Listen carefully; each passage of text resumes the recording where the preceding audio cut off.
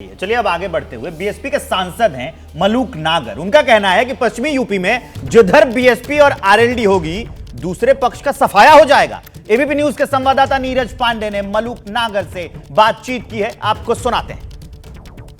हमारे साथ बसपा के सांसद मलूक नागर जी हैं। मलूक जी, कहा जा रहा है कि आरएलडी एनडीए का हिस्सा होने जा रही है, क्योंकि पश्चिम उत्तर प्रदेश से आप आते हैं। पश्चिम उत्तर प्रदेश में सपा का बसपा का भी अपना स्टेक है, तो आप लोग की क्या रणनीति और क्या लगता है कि एनडीए को इससे फायदा होगा?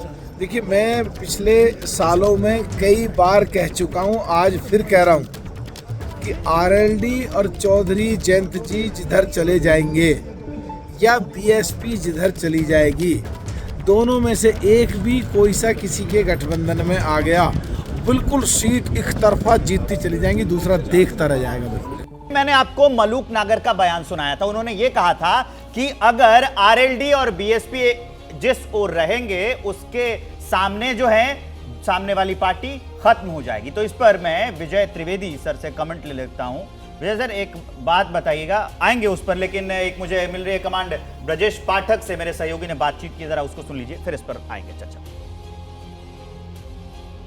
यूपीए 1 और 2 के दौरान जो भ्रष्टाचार के दलदल में आकंठ डूबे लोग थे, उन्हीं लोगों का समूह था, और जो धरातल पर कभी भी फलीभूत नहीं होगा, क्योंकि सत्ता लोलुप लोगों का एक समूह था, कुर्सी के भूखे लोगों का समूह था। माननीय मोदी जी के नेतृत्व में गरीब कल्याण योजनाओं ने जन जन में पैठ बनाई है। लोगों के जीवन स्तर को ऊपर उठाने में भारतीय जनता पार्टी कामयाब हुई है।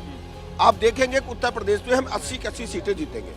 तो ये जो गठबंधन था, आप कह रहे हैं कि स्वार्थ पे ही बना था, इसे टूटना तय? स्वार्थ पे बना था, इसका धरातल से कोई लेना देना नहीं। तो ये भाजपा की तरफ झुकाव दिख रहा है आरएलडी? देखिए, आप वेट करें, जैसे कुछ सूचना प्राप्त होगी हम बताएंगे। आप लोगों के गठबंधन में एक चुंबकीय ताकत माननीय मोदी जी के रूप में करिश्माई व्यक्तित्व भारत को मिला है, और जन जन भारतीय जनता पार्टी से माननीय मोदी से जुड़ना चाह रहे हैं। बहुत बहुत धन्यवाद आपका।